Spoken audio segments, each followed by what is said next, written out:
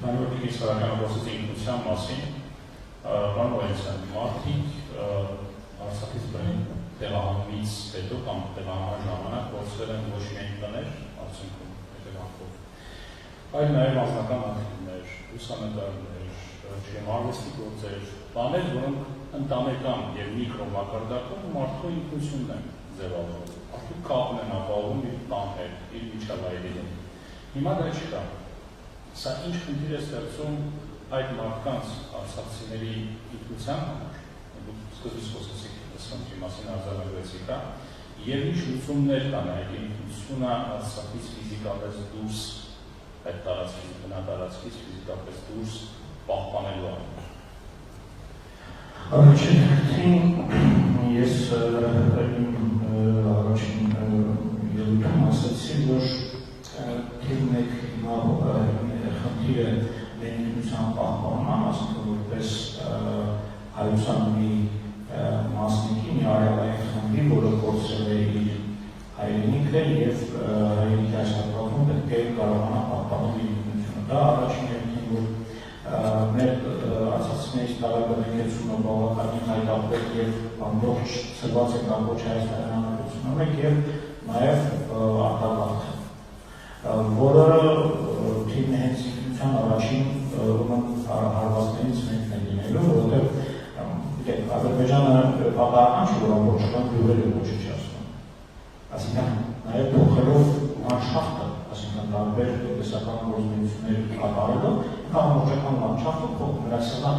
գյուղի գերեզմանոցը ամբողջությամբ ոչնչացրել է, որը իսկ գերեզմանոցը դա նաև կապ է ունեն մեր արմատների հետ, և այնտեղ ինչ-որ քարհանք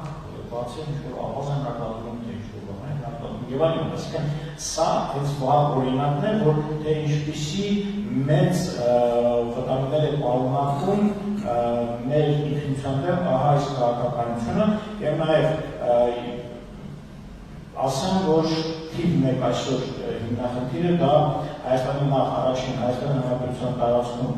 արցախցիների մնալն է, որը թիվ մեկ խնդիրն է, և երկրորդը համապարփակ բնակեցումը, այսինքն մարդիկ պետք է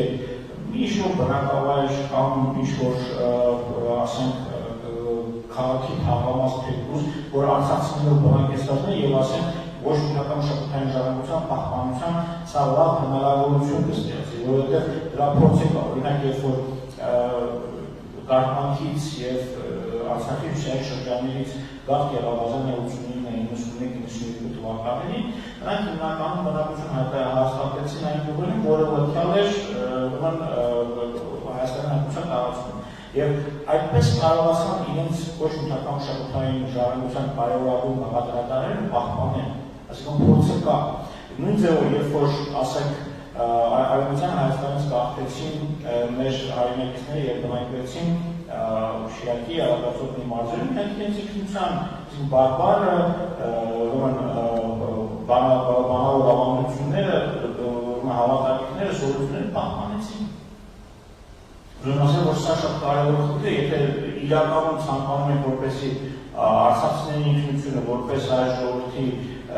պատմասկրական մարզերից մեկը, որ այսօր հովիսալ է, բայց ոչ բնական մշակութային ժառանգության պահպանելով այդ ամենը կարողանանք մենք տալ սերունդների, դա բարբառը կլինի, դա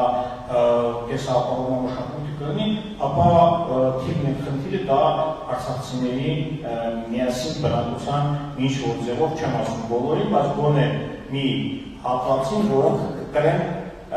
կպահպանեն այդ մշակույթը, հատկապես բարբառը և կեսապահովման մշակույթը։